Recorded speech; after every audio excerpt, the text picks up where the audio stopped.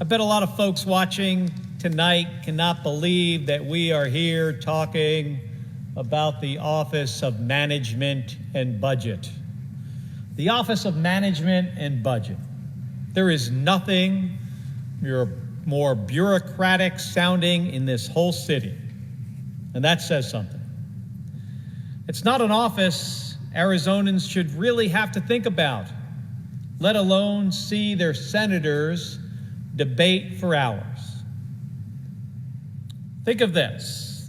Think of this office as our government's financial planner. They keep track of spending for everything from veterans benefits to disaster relief for communities. When Flagstaff gets hit by flooding, or North Scottsdale gets hit by a major wildfire, this is the office that signs off on federal relief. Every single federal agency must go through the Office of Management and Budget to access the dollars that Congress writes into law for the work that they do for the American people. When it's working right, this is the office that helps build the federal budget and then makes sure that it gets executed according to the law. But that's the problem. Under this administration, it's not working right, and it's not following the law. We saw this a week ago when this office tried to illegally freeze all federal grants.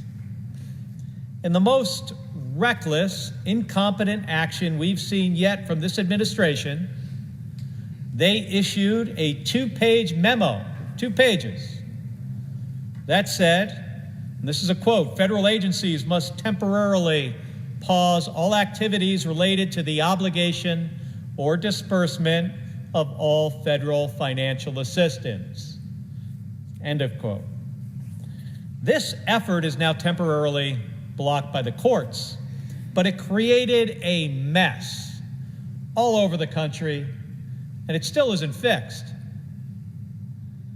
We had Head Start programs in Arizona that nearly had to lay off staff and turned families away because they didn't get the payments they were promised. I had Arizona community health centers in my office today who just had a frozen payment come through, but it was more than a week late. Are there places where we need to make federal spending more efficient and effective? Of course there are. And I'm willing to get together with anyone who wants to make our government work better, who wants to save taxpayer dollars, and who wants to improve people's lives. But that's not what the Trump administration is trying to do here. Because their end game, not efficiency. It's not being more responsible with taxpayer dollars. The end game of all of this is giving rich people another massive tax break on the backs of hardworking Americans. The end game of all this, and folks, we've heard a lot about this from Elon Musk over the last few weeks, about unelected, unaccountable federal bureaucrats. Elon Musk is himself a billionaire, unelected, unaccountable bureaucrat who is illegally shutting down federal agencies that make Americans safer and more prosperous.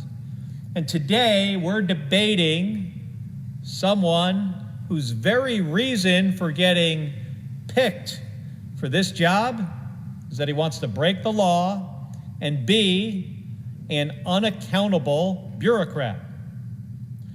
We know this because Russ Vought has had this job before. When he was picked for this the last time, he told Congress that he would follow the law. He said that he wouldn't delay or refuse to spend money that was appropriated by Congress. He said he would follow a law that was passed by Republicans and Democrats in 1974 in response to Richard Nixon, trying to abuse the powers of his office. He said he would follow that law. He lied.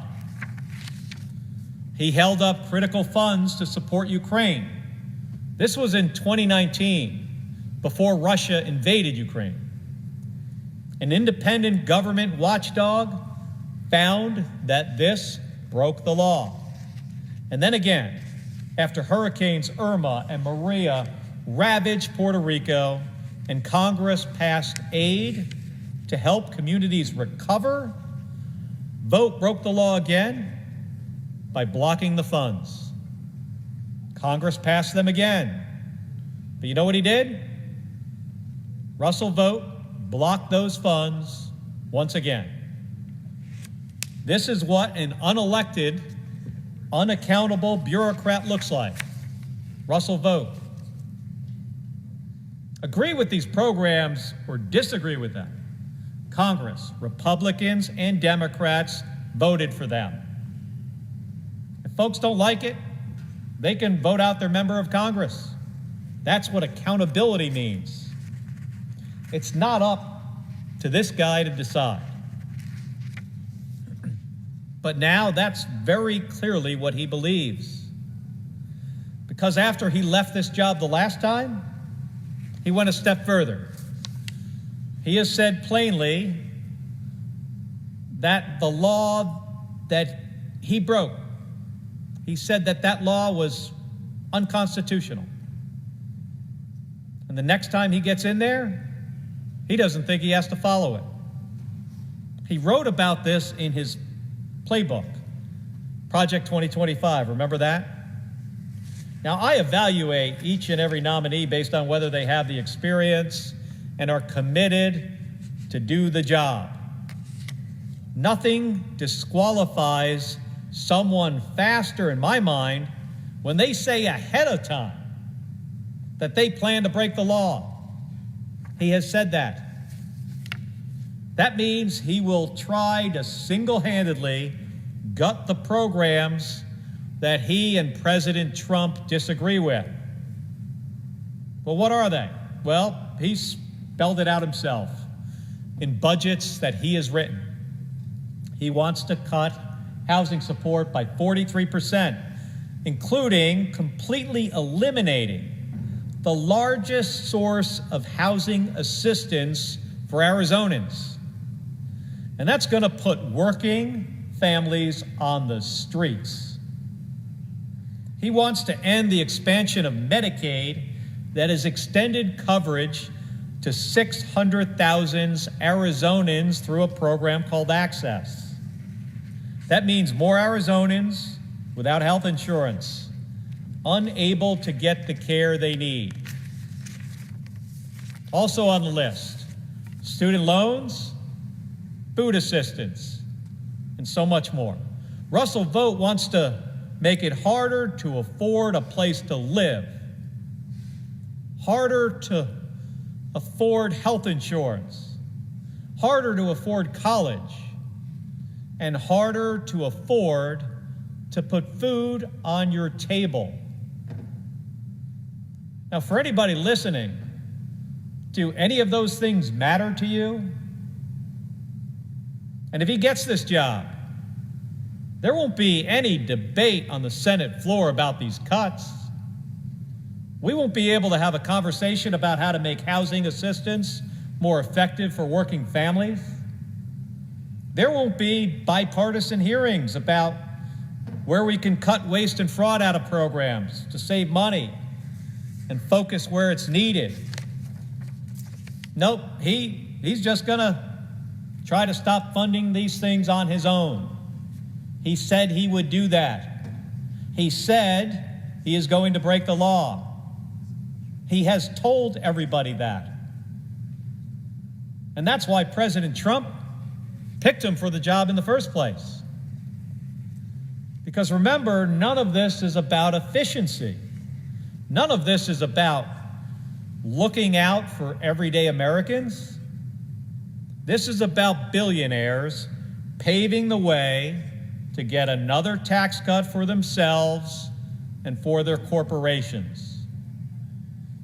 And to do so on the backs of you, hardworking Americans. Folks, we've been here before. The first time around, President Trump signed a tax giveaway that he said was going to grow the economy and help working people. But that's not what happened. In the years since that tax bill was passed, we've seen a massive transfer of wealth to the richest Americans. That's part of the reason why Elon Musk is now worth more than $400 billion. More big, profitable corporations are now paying nothing in federal income tax, zero.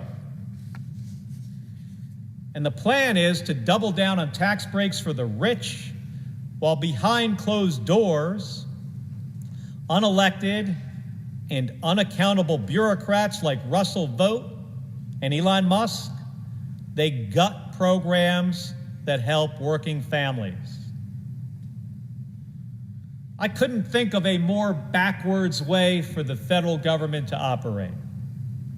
We're supposed to be here to make government work for the American people. And I'll sit down with anybody to make that happen. But the plan seems to be to break the federal government in order to help rich people. And I can't get on board with that. So thank you, Mr. President. I want to yield the balance of my post-cloture debate time on the Vought nomination to Senator Merkley.